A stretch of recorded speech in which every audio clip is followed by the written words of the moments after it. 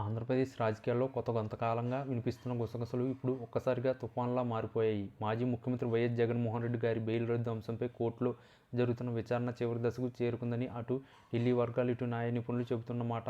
ఆయన అక్రమాస్తుల కేసులో విచారణ వేగవంతం చేయాలని సుప్రీంకోర్టు ఇటీవల జారీ చేసిన ఆదేశాలు ఈ ఊహాగానాలకు మరింత బలం చేకూర్చాయి. ప్రస్తుతం కూటమి ప్రభుత్వంలోని కొందరు కీలక మంత్రులు బహిరంగంగానే జగన్ జైలుకు వెళ్లడం ఖాయమని ప్రకటన చేయడం, వైఎస్ఆర్సీపీ అధినేత కోర్టు హాజరు విషయంలో మినహాయింపులు రద్దు కావడం వంటి పరిణామాలు ఈ కథనానికి పతాక స్థాయికి అందాయి. పరిస్థితి ఇలా ఉండగా ఒకప్పటి వైఎస్ఆర్సీపీ ముఖ్యనేత, ఆ పార్టీ నుంచి బయటకు వచ్చిన రాజ్యసభ మాజీ సభ్యులు విజయసాయిరెడ్డి గారు జగన్ బెయిల్ విషయంలో ఒక సంచలన వ్యాఖ్య చేశారంటూ ఉప్పుమన్న వదంతులు రాష్ట్ర రాజకీయాల్లో ప్రకంపనలు సృష్టించాయి. విశ్వసనీయ వర్గాల సమాచారం మేరకు జగన్ గారికి కోర్టు విధించిన గడువు దగ్గర పడుతుందని, ఆ లోపే ఖచ్చితంగా ఏదో ఒక నిర్ణయం వెలువడుతుందని ఆయన తన సన్నిహితుల ద్వారా వ్యాఖ్యానించినట్లు ప్రచారం జరుగుతుంది. ముఖ్యంగా ఒకానొక కీలక తేదీకి ఆయన ప్రస్తావిస్తారని, ఆ రోజే జగన్ గారికి డెడ్ లైన్ అని, అప్పటి వరకు మాత్రమే ఆయన బయట ఉండగలుగుతారని వ్యాఖ్యానించారని ఊహాగానం ఉక్కిరిబిక్కిరి చేస్తుంది.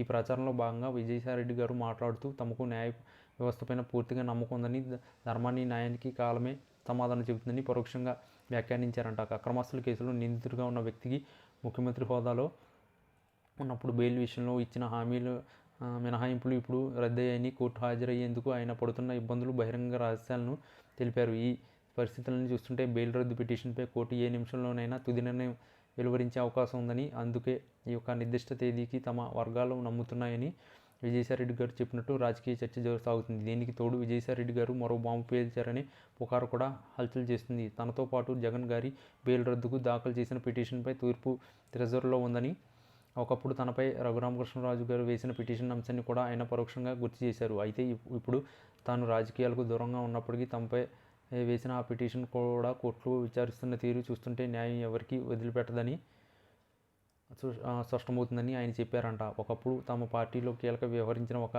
వ్యక్తి తన మాజీ అధినేత బెయిల్పై ఇట్లాంటి సంచలన వ్యాఖ్యలు చేయడం రాజకీయాల్లో తీవ్ర చర్చకు దారితీసింది. జగన్ గారు ఎదుర్కొంటున్న కేసులు చిక్కుముడి ఈ విచారణ నేపథ్యంలో మరింత బిగుసుకుందనే భావన రాజకీయ పరిశీలకుల్లో వ్యక్తమవుతుంది. బెయిల్ రద్దు జరిగితే రాజకీయంగా అది వైఎస్ఆర్సీపీకి కోలుకొని దెబ్బ అవుతుందనడంలో సందేహం లేదు. ఈ లోపల కూటమి ప్రభుత్వం ఆయనపై వివిధ అంశాల విచారణ వేగాన్ని పెంచడం మరింత ఉత్కంఠత రేపుతుంది. మొత్తానికి విజయసాయిరెడ్డి గారు పేరు చెప్పకుండా సూచించిన ఈ డెడ్లైన్ తేదీ ఎప్పుడనేది ఇప్పుడు ఆంధ్రప్రదేశ్ రాజకీయాల్లో పెద్ద $1 మిలియన్ ప్రశ్నగా మారింది. ఈ ఊహాగానాలు, పుకార్లు ఎంతవరకు నిజమవుతాయో తెలియదు. కానీ ప్రస్తుత పరిణామాలను గమనిస్తే జగన్ గారి రాజకీయ భవిష్యత్తు అక్రమాస్తుల కేసులో విచారణ తుది తీర్పుపైన ఆధారపడి ఉంటుందనేది మాత్రం స్పష్టమవుతుంది. ఈ మొత్తం వ్యవహారంపై అధికార ప్రకటనలు లేకపోవడం మరియు గందరగోళానికి దారితీసింది. న్యాయస్థానం ఇచ్చే తీర్పు అటు వైఎస్ఆర్సీపీ శ్రేణులు, ఇటు కూటమి నాయకుల ఉత్కంఠత పెంచుతుంది.